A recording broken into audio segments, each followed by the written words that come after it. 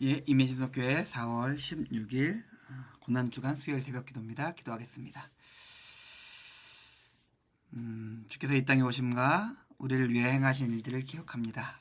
또 오늘 주께서 순환과 죽음을 앞두시고 이루어지는 여러 가지 일들 속에서 또 두 사람의 모습을 대비해 보고자 합니다. 우리가 예수 그리스도의 임재 앞에 그리고 당신께서 주시는 음성과 메시지 앞에 어떤 마음으로 어떻게 반응하고 있는지, 어떻게 삶을 결정하며 어떤 마음으로 살아가고 있는지 살펴볼 수 있게 하시고, 온전함으로 순결함으로 예수 그리스도의 말씀을 쫓고 그 음성에 서 있는 자들이 될 수 있게 우리 오늘 하루의 삶 가운데 함께하여 주시옵소서. 감사드립니다. 예수님의 이름으로 기도드렸습니다. 아멘. 마태복음의 말씀 보겠습니다. 마태복음 26장 17절입니다. 마태복음 27장 17절에서 24절까지 말씀 보겠습니다. 마태복음 26장 17절입니다. 무교절의 첫날에 제들이 예수께 나와서 이르되 유월절 음식 잡수실 것을 우리가 어디서 준비하기를 원하시나이까? 이르시되 성한 아무에게 가서 이르되 선생님 말씀이 내 때가 가까이 왔으니 내 제자들과 함께 유월절을 내 집에서 지키겠다 하시더라 하라 하시니 제자들이 예수께서 시키신 대로 하여 유월절을 준비하였더라.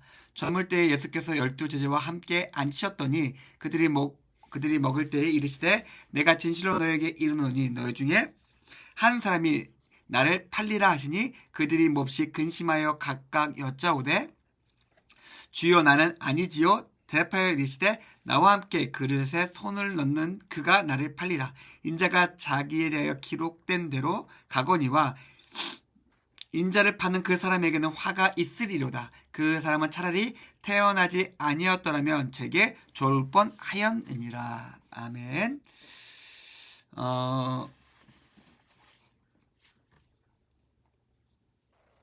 본문에서 또 극단적인 두 사람이 등장합니다. 향유를 부었을 때처럼 그리고 예수님께서 예루살렘에 입성하셨을 때처럼 그냥 마태는 아마 두 가지 부류의 사람을 좀 계속해서 대비시켜주고 있는 것 같아요. 염소의 주인이 그랬었고 향유를 부은 여인이 그랬고 오늘 본문에 이름도 나오지 않습니다. 성한 아무개예요. 오늘의 본문에 성한 아무개도 그렇고 향유를 부은 여인도 그렇고 나귀의 주인도 그렇고 그들은 모두 이름이 나오지 않습니다. 근데 반대로 이름이 나오는 사람들이 있죠. 누구라고 딱 알려주는 사람들. 너무나 큰 대비가 있습니다. 그런데 우리가 알고 있는 것처럼 어떠한 사람들은 복된 사람이었고 말씀과 믿음의 사람이었고 열매를 맺는 사람이었던 것과 반대로 우리가 잘 알고 있는 베드로, 가룟 유다 그 외의 제자들은 그냥 요란한 사람들이었어요. 요란하고 실속이 없는 사람들이었습니다. 예수님은 그들 모두를 사랑하셨어요. 명백히 사랑하셨습니다. 동일한 말씀과 약속을 주셨습니다. 그러나 어떤 경우는 이름도 빛도 없이 예수님을 따르는 사람들이 있었고 어떤 경우는 우당탕쿤탄 요란하지만은 굉장히 실속 없고 실수를 반복하면서 힘들게 아프게 예수님을 따라간 사람이 있었고 또 어떤 사람은 차라리 태어나지 않았으면 좋았을 것 같은 그런 삶을 살게 되었습니다. 오늘 모습을 보면서 그럼에도 불구하고 그들을 모두 품으시는 예수님의 말씀 앞에서 우리의 삶과 신앙을 좀 돌아보는 시간이 되었으면 좋겠습니다. 먼저 8장에 나왔던 것처럼 마태복음 8장에 나왔던 것처럼 예수님은 거처가 없으셨어요. 머리 둘 곳이 없었습니다. 그래서 매일 자신의 거처를 살피셔야 됐어요. 그게 없으면은 그냥 여우처럼 여우도 굴이 있고 뭐 다른 새도 자기 거처가 있는데 그냥 아무 데나 그냥 돌베개 베고 주무셔야 했습니다. 제 아들은 예수님의 의중을 파악해서 주무실 곳과 먹을 것을 준비해야 했습니다. 아마 매일 이랬으니까 얼마나 귀찮기도 귀찮거니와 매일 구걸하는 것이잖아요. 좀 부끄러울 수도 있겠죠. 그러나 예수님은 자신의 생의 마지막 순간까지 이렇게 사셨습니다. 그냥 공공한 삶을 계속해서 사신 것이죠. 그러면서 한 사람 한 사람을 만나시는데 나귀 주인도 그렇고 향유를 부은 여인도 그렇고 오늘 거처를 준비하시는 상황까지 그 예수님의 그렇게 공공한 삶이지만 거기에 함께했던 사람들이 있었다는 것과 그 사람들이 은혜를 받았다는 것이죠. 어떻게 보면은 우리가 함께하는 예수님이 그렇게 영광스럽고 화려하고 찬란하고 부유한 그런 예수님이 아닐 수도 있어요. 예수님께서 밥 달라 그러세요. 수가성 여인처럼 아우 물 좀 달라 그러시고 나 잠 좀 재워달라 그럽니다. 이게 무슨 백수도 아니고 그런 예수님을 우리가 섬기고 있습니다. 그러나 우리가 예수님이 목마르시다 할 때 우리가 물을 지었을 때 예수님께서 머리 둘 곳이 없다 말씀하실 때 그 주무실 방을 준비했을 때 예수님께서 배고프시다 할 때 예수님을 먹였을 때 예수님은 우리와 함께 하시고 그것을 통해서 예수님은 우리에게 놀라운 일들을 행하신다는 일들을 우리가 먼저 좀 같이 기억했으면 좋겠습니다. 제 아들은 성안의 아무개를 찾아갑니다. 성안 아무에게로 가서니까 그냥 아무개로 하겠습니다. 그 사람은 예수님을 보지도 않고 예수님의 제 아들의 말만 듣고 바로 순종합니다. 앞에 나귀 주인처럼. 이름조차 없었지만은 이 사람은 그냥 믿고 그냥 순종한 사람이었습니다. 그러니까 보지도 않고 믿는 믿음이었고 요한복음 20장 29절처럼 진짜 복된 사람이었어요. 그 사람은 예수님 곁에서 이제 곧 쓰라릴 수치와 실패를 경험한 제자들과 온전히 다른 사람이었습니다. 어떻게 할 수 있습니까? 예수님의 보지도 않고 말씀만으로 순종하는 사람이었기 때문에 그렇습니다. 분명히 예수님이 찾으시는 사람이었고 예수님께서 기뻐하시는 그런 성경에 나오는 여러 사람과 같은 사람이었습니다. 우리는 말씀을 듣고 예수님을 믿는 사람들입니다. 그리고 우리가 그 말씀을 듣고 믿고 순종한다면 예수님께서 기뻐하시고 그 사람에게 당신께서 약속하셨던 선하고 아름답고 좋은 것으로서 복된 것으로서 채워주시겠다고 하고 계십니다. 우리는 어떤 사람일까요? 지금도 예수님은 우리에게 말씀하고 계시는데 보이지 않는 예수님의 그 말씀 앞에서 그 말씀을 순종하면서 그 말씀대로 살아가는 사람입니까?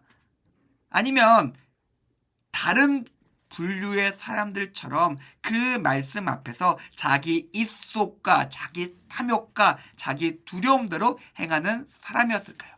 예수님께서 어떤 사람이 복되다라고 분명히 우리에게 알려주고 계십니다. 이제 예수님은 대놓고 말씀하세요. 대놓고 배신자. 너희 중에 배신자가 있다.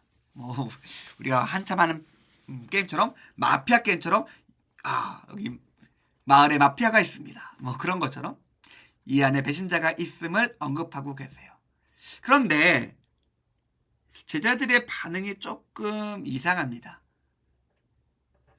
예수님께서 말씀하신 것들이 있는데 그 예수님의 말씀의 핵심은 어떻게 보면 예수님의 순환과 예수님의 십자가였습니다.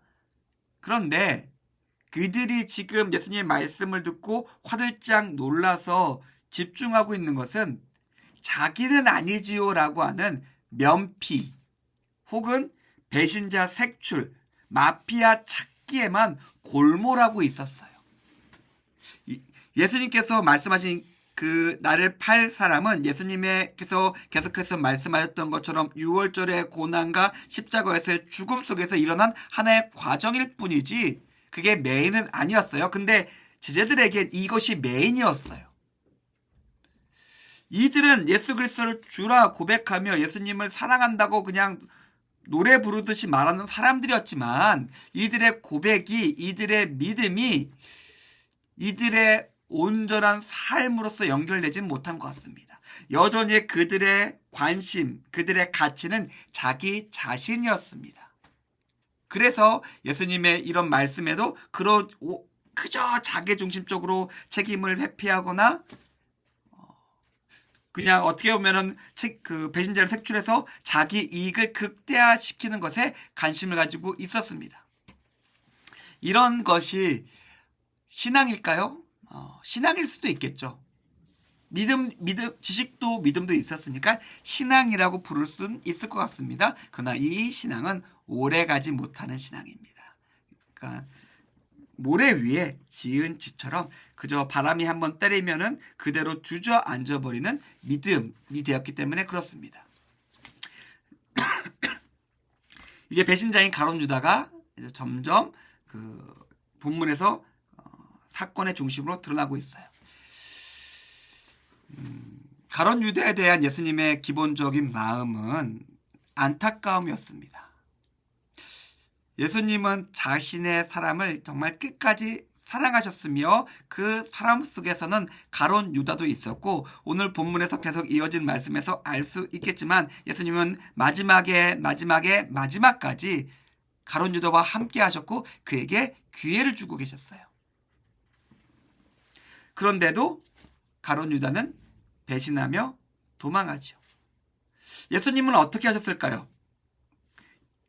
너무나 배신자도 있고 배신자를 아끼는 마음속에서도 거절을 당하고 자기의 순환과 죽음이 다가오고 있고 정말 아무것도 모르고 띨띨한 제자들은 지금 이 순간에도 예수님 속도 모르고 자기들끼리 난장을 치고 있고 이런 상황 속에서 예수님은 어떻게 행동하셨을까요?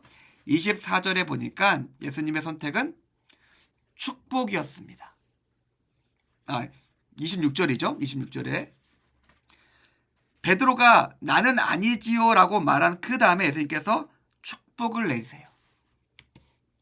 그리고 그들과 함께 기쁨의 자리에 함께 하실 것을 약속하고 계십니다. 이 난리와 난장가 아수라와 배신 속에서 예수님께서 하신 것은 무엇이냐면 사랑이에요. 온전한 사랑으로 그냥 그들을 끝까지 사랑하신 것 외에 예수님께서 달리 하신 것은 없습니다. 여러 가지 것을 얘기할 수 있겠지만은 그냥 최선과 최고의 방법은 끝까지 인내하며 그들을 사랑하신 것이었어요. 우리는 삶에서 선택을 합니다. 우리의 삶 속에 여러 가지 일들이 있는데 그 중에 우리가 할 수 있는 최선의 것, 가장 좋은 것, 내가 할 수 있는 것들을 선택합니다. 이제 그것이 틀렸다는 얘기는 아니지만은 그러나 오늘 성경을 빗대어서 생각해 볼 때 그런 삶의 모습은 제자들과 같은 모습일 수 있어요. 나의 이익, 나의 감정, 내가 원하고 잘하고 좋아하는 것, 그런 것들을 가지고 상황을 이해하고 계산하고 선택하며 행동하는 것. 오늘 본문에서 알 수 있는 것은 뭐냐면은 우리가 예수 그리스도의 사람이라면 예수님께서 지금 내게 내려놓으신 말씀이 있고 그 말씀이 무엇인 줄 알고 그 말씀에 먼저 순종하는 삶이 되어야 한다는 것이죠. 그런데 우리는 너무나 쉽게 그 말씀은 그냥 깡그리 잊어버리고 그저 내 이익, 내 감정, 내 선호 그 여러 가지 것으로서 나의 삶의 길을 전하고 있습니다. 오늘 성경의 본문을 통해서 우리는 몇 가지 사람들에 대해서 생각해 봤어요. 그냥 성 안에 있는 아무개, 그냥 말씀만 듣고 순종하는 그 사람, 수가성 여인 같기도 하고 이방 백부장 같기도 하고 수본 이게 그 여인 같기도 한 그냥 말씀만 듣고 순종하는 그런 사람이 있었습니다. 예수님께서 기뻐하셨죠. 그러나 끝까지 사랑하며 붙들며 말씀하셔도 그냥 포기하고 배신하고 떠나는 가룟 유다가 있었습니다. 그리고 예수님이 뭐라고 말씀하시든지 상관없이 자기 감정과 자기 이익과 자기 좋을 대로 생각하고 판단하며 행동하는 제자들이 있었습니다. 우리는 예수님 말씀 앞에서 어떤 것을 선택하며 어떻게 살아가는 사람일까요?